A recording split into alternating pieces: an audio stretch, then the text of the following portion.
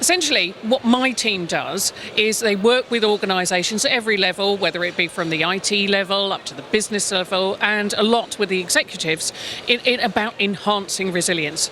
So essentially, it's all about striving to make sure that they thrive regardless of what goes on. Making sure that they've got the skill, the will, and the grit to succeed. Well, resilience is a sort of catch-all. It's a little bit of a theoretical concept. But what we try to do is, from an organisational perspective, we try to break it down into 5 basic steps. The very first one is actually trying to find out whether what's their stance, what's their culture. Are they very defensive? Do they just simply wait until something hits them, like a fire or a flood or a disaster, and then actually defend? So is it just all about business continuity, disaster recovery or security?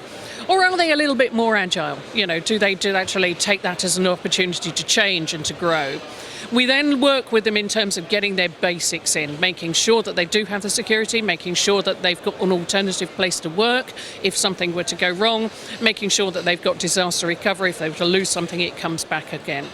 Then we've got the third bit, that's the really interesting bit, which is the agility, which is, well, how do I use those basic functions to play? So we're a little bit like the football coaches and actually teaching them how to work with their skills to actually get the best result. The fourth thing is about the executive.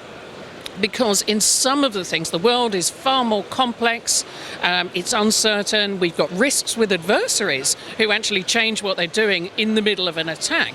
And so you need an executive who can change the response in the middle of the attack. So we do a lot of executive coaching with the executives so that they can do that situation awareness, decision making under stress to actually respond in real time. And then the final 5th step is working with the wider community. The suppliers. It's not about suppliers in terms of what risk they bring to you, it's about what are the benefits they bring. You all work together in who can support who and actually getting that collegiate response together.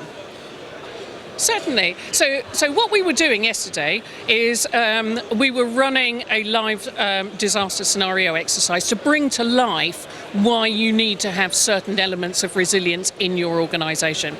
We started off with a sort of suspected terrorist attack, and we evacuated the building, and then we layered on top of that in our fictional bank a cyber attack. What was quite interesting yesterday, which doesn't always come out in this scenario, is the very, very first evacuation of the building was escalated direct by the majority of people answering up to the crisis management, up to the executive.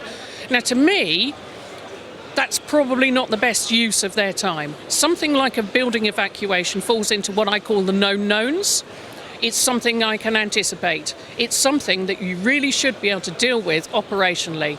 You've got an alternative workplace, just get up and go there. Absolutely inform the executive, but you don't need them dealing with it, because what we saw yesterday was that I then immediately hit on a cyber attack which threatened the strategic objectives of the bank, and they were looking elsewhere because they were looking at the evacuation.